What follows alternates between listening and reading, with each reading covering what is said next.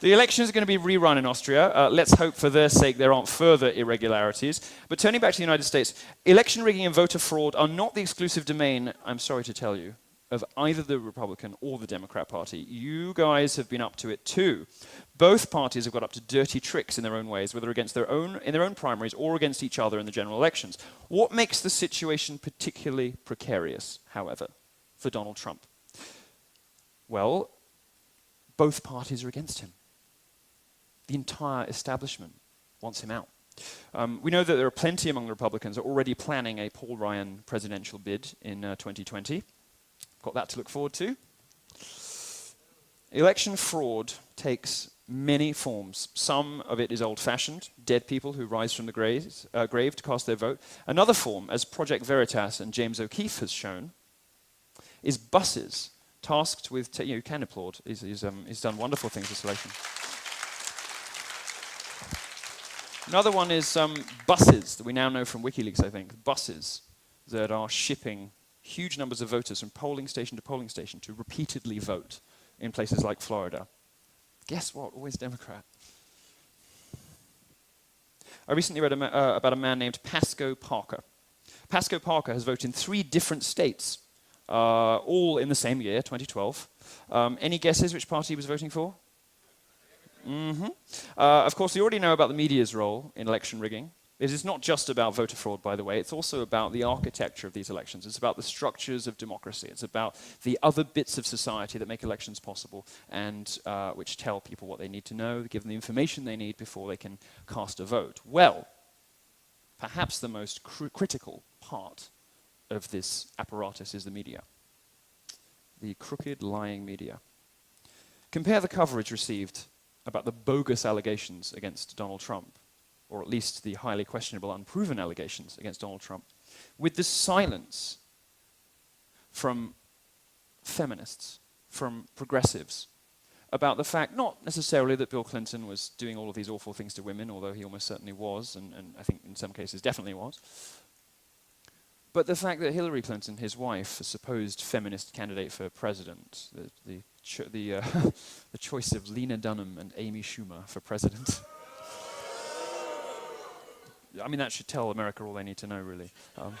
Which one of it was it? Both of them said they were going to move to Canada if Trump wins. Just fuck off now. Just go. Just go. Well, you should be. I want you to know, this is a second-term thing. It's a second-term thing. You've got to do the Mexico wall first, and then when he gets in again, then it's the Canada wall. It's remarkable, the double standards that the media always subject Republicans, conservatives in general, but also, especially Republican candidates for president to.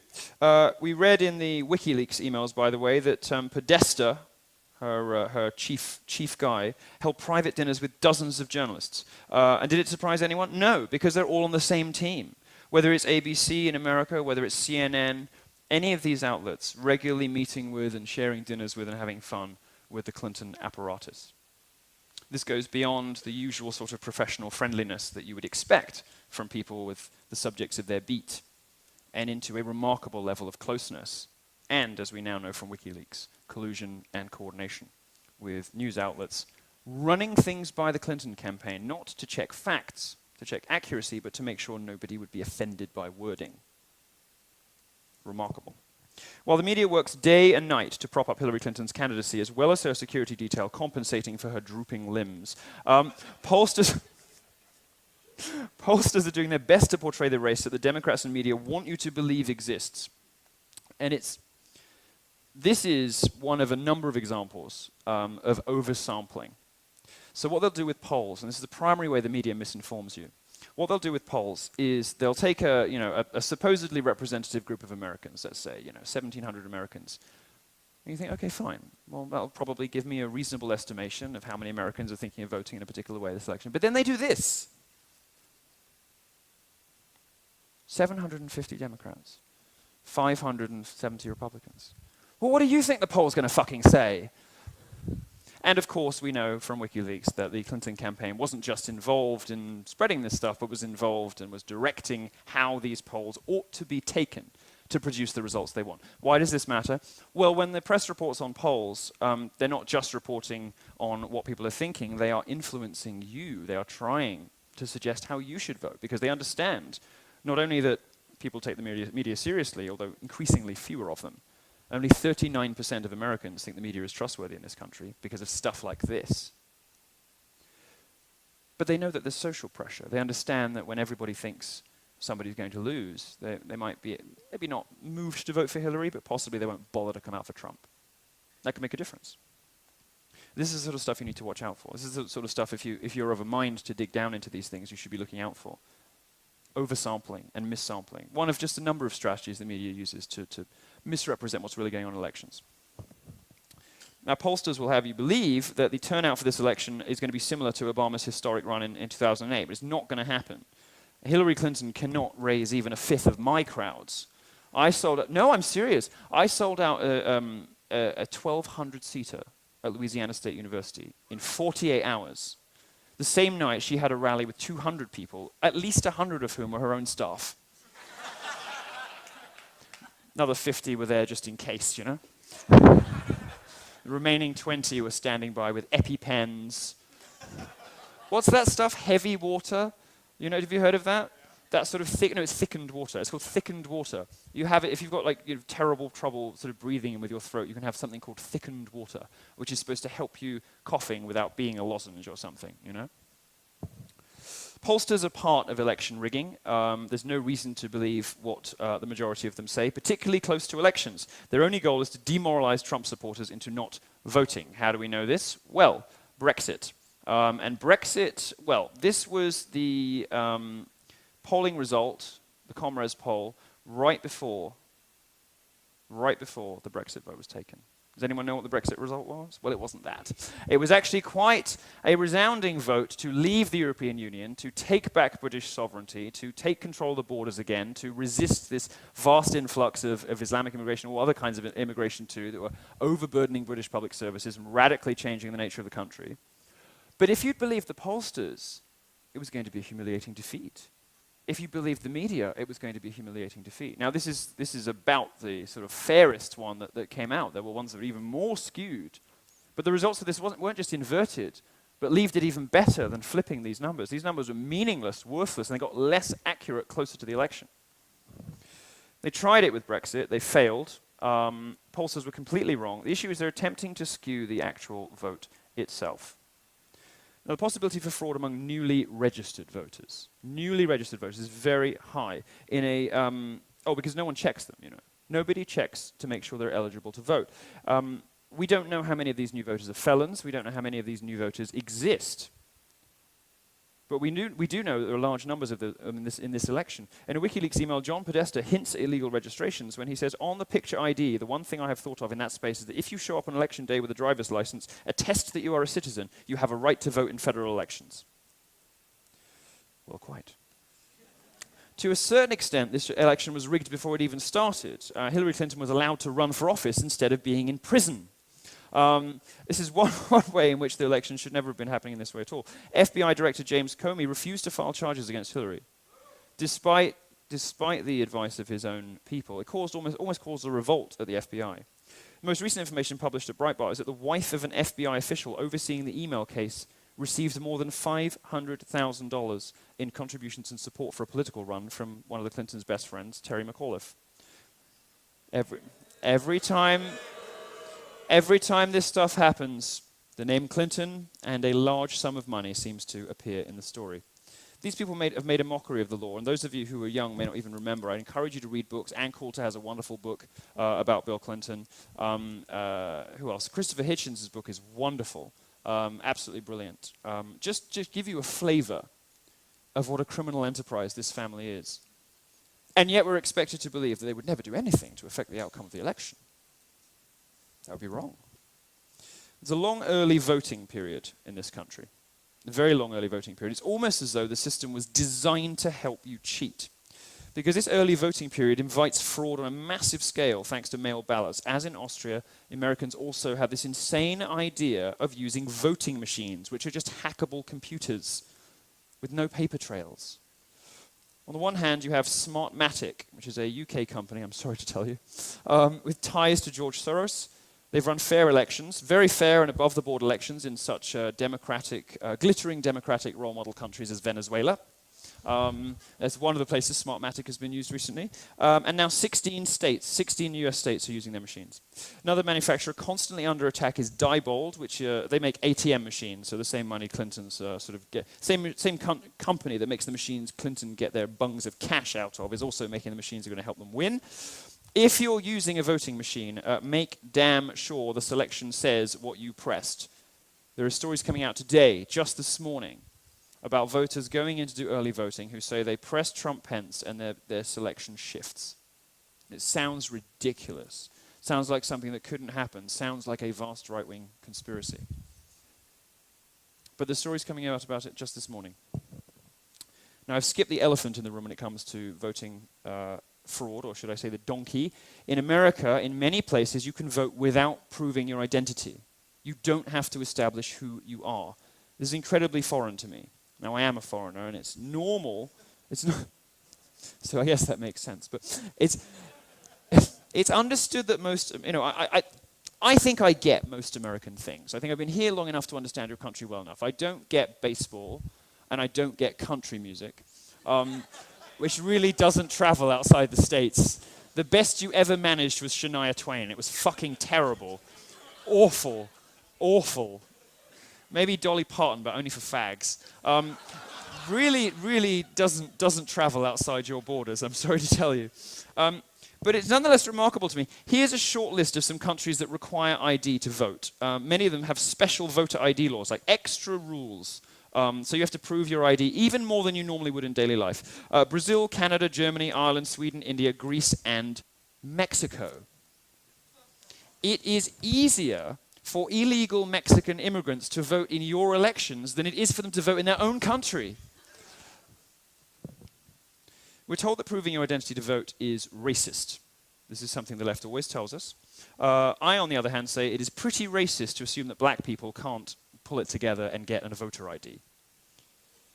I guess it goes back to old times when Democrats were trying to stop blacks from voting altogether. Seems in this day and age that preventing voter fraud is enough to put a voter ID law in place. We have a problem with voter ID fraud in this country. You really do. It would be enough to put some voter ID laws on the books. Requiring an ID to vote seems to be the only example of requiring an ID being a racist thing. Consider this chart of things that are not racist when you require an ID to do them. Here are some of them. Purchase alcohol or cigarettes, open a bank account, apply for any sort of government aid, apply for a job, rent or buy a house, drive, rent or buy a car, get on an airplane, get married, buy a gun, buy a pet, rent a hotel room unless it's really sleazy, the kind of place I stay at the weekend, apply for any sort of license, visit a casino or get a drink in a bar, donate blood or purchase an M-rated game. Here are the things that it's racist to ask somebody for an ID for. Voting. How come? Why? Well, when it seems that there's no good reason for something, very often there isn't. And it is, in fact, just politically motivated. If somebody can't come completely out against voter fraud, it should tell you something. When a sizable proportion of the American electorate is worried about voter fraud, and the response from the establishment, from the media and from politicians, is to poo-poo it, to loftily dismiss it, that speaks volumes about the establishment's priorities, and that is part of a rigged system. This is a very clear example. Now, if we were liberals, now would be the time to whine, to whinge, to play the victim. Now would be the time to indulge in grievance politics. Well, we're not. We're conservatives and we're libertarians. We're people of action. So I'm going to give you some tips on how to fight this stuff. First tactic to fight voter fraud, and this is a really important one, it's really the only thing that is guaranteed to work, is make sure Donald Trump wins in a landslide. You've got to do it.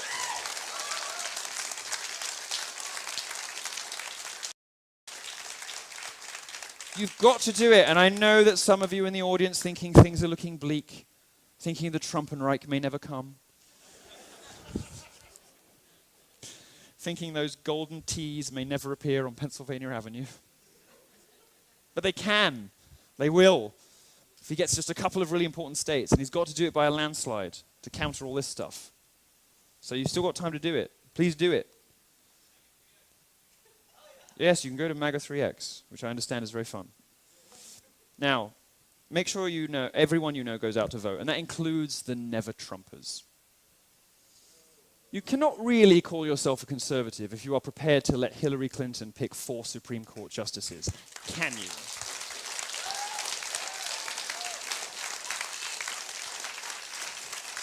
This high-minded sense of principle that is going, you've got to vote for Trump to avoid Hillary's takeover of the Supreme Court. You have to do it. You have to do it. This guy, this is Bill Kristol. I think the caption says it all. Do you think he realized? Did he read the T-shirt, or do you think that was whipped off at the last minute? You fat bastard. Right.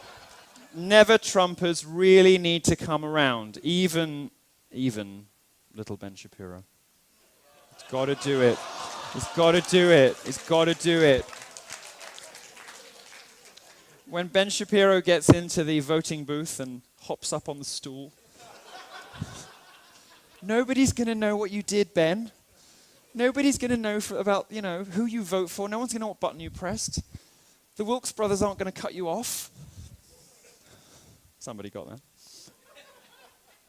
So do the right thing. The never-Trumpers. If you have friends and family who are never-Trumpers, after you've beaten them up, encourage them to... don't beat them up. Encourage them to make the right decision. There's a huge enthusiasm gap.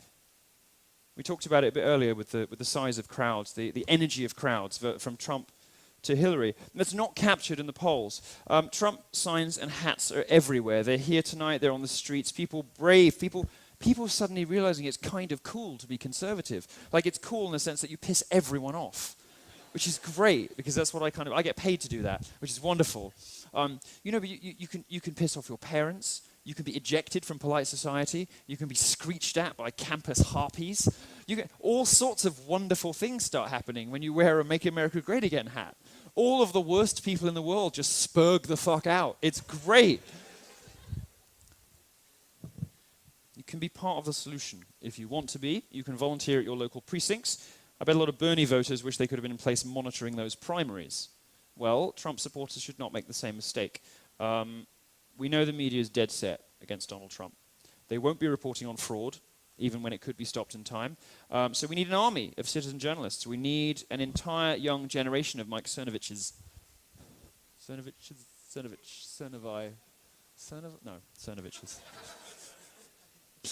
To go out and record what's happening and send it to reputable outlets like Breitbart.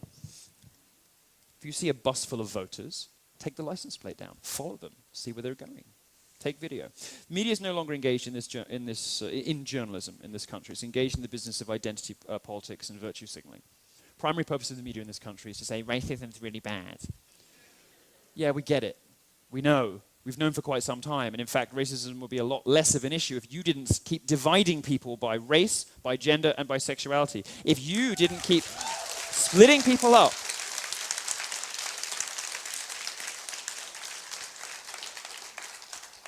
Britain had slavery too, but we don't have the race problems now that America has.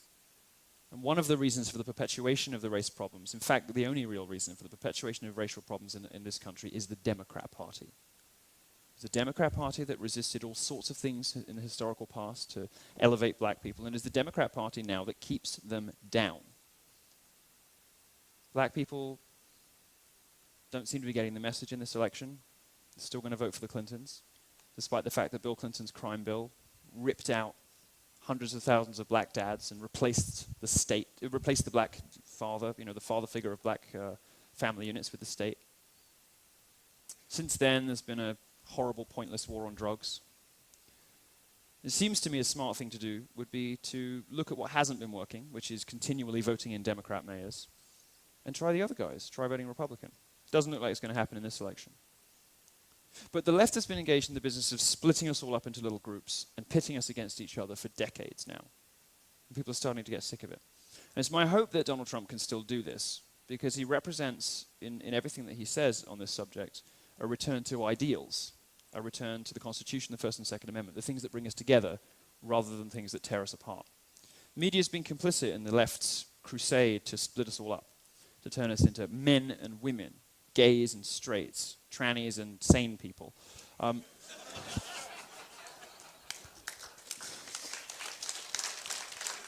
you don't have to play that game. You don't have to participate in that game. Now, in a nutshell, what I'm saying is don't believe what you read online. I haven't covered one important topic before I finish, and I'm going to bring on a colleague of mine to cover this subject, and that is social media. Silicon Valley has been perhaps the single greatest new threat and new entity in this election, radically affecting how we think the rest of the country is voting. And it's because the industry is overwhelmingly left-wing, not just the batshit crazy social justice warriors of Twitter, but also the soft left language policing of Facebook and all sorts of other things. I'm going to introduce a colleague of mine, Professor Alan Bukhari, who is going to take you through some, what? He's our resident kebab. He's going to take you through some of the things that social media companies have been doing too. In addition to the media, in addition to the voter fraud, in addition to all the other things that are set against a Trump victory, he's going to take you through just some of the things that Silicon Valley has been up to. Alan Bukhari.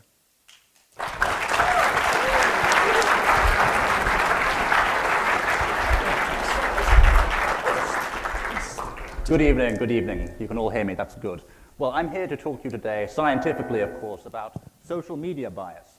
But before I begin, I'm legally obliged to give you a health warning. Social media can and will cause cancer. So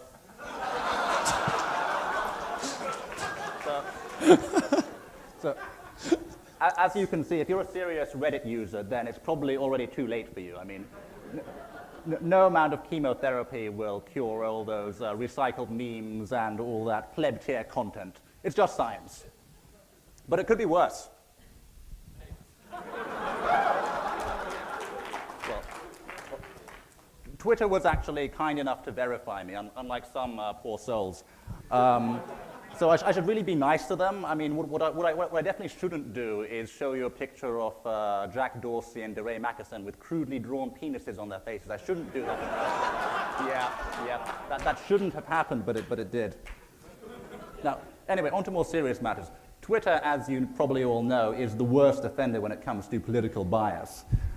This usually takes the form of, bans and suspensions against high-profile conservatives and libertarians. And I'm just going to show you some of the tweets that have got conservatives banned from Twitter. So, as we can see, we've got Instapundit up here, Glenn Reynolds, who was banned for simply telling people to obey the rules of the road. We've got Chuck Johnson, Chucky, from Researcher, who used a metaphor. He was talking about taking out DeRay. He meant it journalistically, do an investigation, but DeRay complained that, it's a threat of violence, and he got permanently banned from the platform. Over here we have some faggot. I'm not sure who this is. Somebody, does anyone know? I mean, yeah. But anyway, he insulted Leslie Jones, who is a comedian, I believe, of some kind.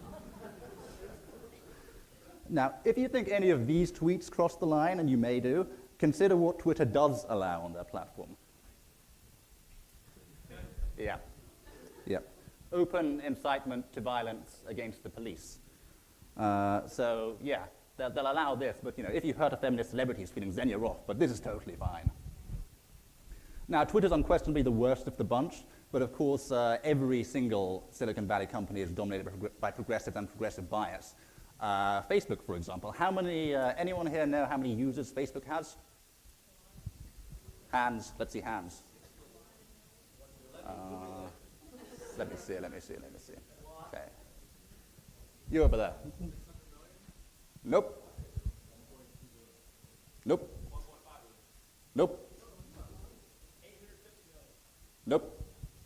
He was close. It's 1.7 billion. That's over a quarter of the people in the entire world. 1.71. All right. He did it. 10 points to Gryffindor. Now, that is over a quarter of all the people in the world that Facebook is essentially running their communications for them. And like Facebook, Twitter loves to ban people with the wrong political views. So after the Orlando shootings in Florida, obviously committed by a deranged Islamic homophobe, they immediately banned Pamela Geller, one of the top critics of Islam in the world. And Facebook is also currently undertaking a voter registration drive, which they're presenting in a very politically neutral fashion, will get everyone out to vote. But in practice, that helps the Democrats because Facebook's user base is young, and young people tend to vote Democrat if they vote at all. And that's a platform that reaches over a quarter of the people in the world. Scary stuff. But not as scary as Google. Now, Google, like Facebook, denies it's politically biased. But an analysis from Robert Epstein, the former editor-in-chief of Psychology Today, showed that Google does not autocomplete search terms that are negative about Hillary Clinton. So here you can see Yahoo. Hillary Clinton it comes up, is a liar, is a criminal, is evil, all, reasonable search terms. And Bing, you have the same thing. I know, but this simply reflects what people are searching for, what's popular. So it's completely neutral. Whereas Google, we have something kind of different. Hillary Clinton is winning, Hillary Clinton is awesome. I mean, is anyone really searching for that? I don't know. I mean, Google say their explanation is they don't allow disparaging search terms next to any person's name, but Robert Epstein, who did the research, found out this is completely false. They will allow disparaging results next to a name as long as that name is Bernie Sanders or Donald Trump. Google also refuses to return search results for questions about Hillary's health, unlike other search engines. I'm not sure how these search queries are meant to be disparaging, but apparently they are. So Hillary Clinton headquarters, hearing, healthcare plan, hearing. Does she have hearing problems? I mean, maybe. Who knows at this point? But yeah, there's no, it won't autocomplete anything about her health. Now, every Silicon Valley company is tarnished by similar inconsistencies. There's Apple, which keeps banning anti-Hillary games. They recently banned a game featuring Pepe, I don't know how you pronounce it. Pepe! And there's Reddit, which is... there's Reddit, which is putting extraordinary pressure on the Donald, their pro-Trump community. Wherever there's a Silicon Valley company, there's bias, because all of these Silicon Valley companies are run by mad progressives. Mark Zuckerberg wants Germany-style immigration for the US. He said that on the record. Sheryl Sandberg has said, as we learned yesterday from WikiLeaks, desperately wants Hillary Clinton to become president. Yeah, this is the WikiLeaks email. And I still want HRC to win badly. I'm still here to help as I can. She came over and was magical with my kids. That's the CEO of Facebook. Amazing. Thank you, based embassy hermit. So that's Facebook. And Google is run by Eric Schmidt, who actually runs an organization called The Groundwork, whose sole purpose is to use the know-how of Silicon Valley to put Hillary Clinton in the White House. That's what he does. Which also explains why Google doesn't return negative search results against Bernie Sanders as well as Donald Trump. And then there's Twitter. Yeah, Twitter. I don't really need to say anything else, do I? Now, all of this should worry you deeply because the power of social media companies is far greater than the power of the old mainstream media. Robert Epstein's experiments have found that search engine manipulation can switch undecided voters by up to 20%, and in some demographics by up to 80%. So that's the effect that social media companies can have. And they're all run by progressives. I can't say with any, huge confidence if the election is rigged or not, but social media companies definitely are. Thank you.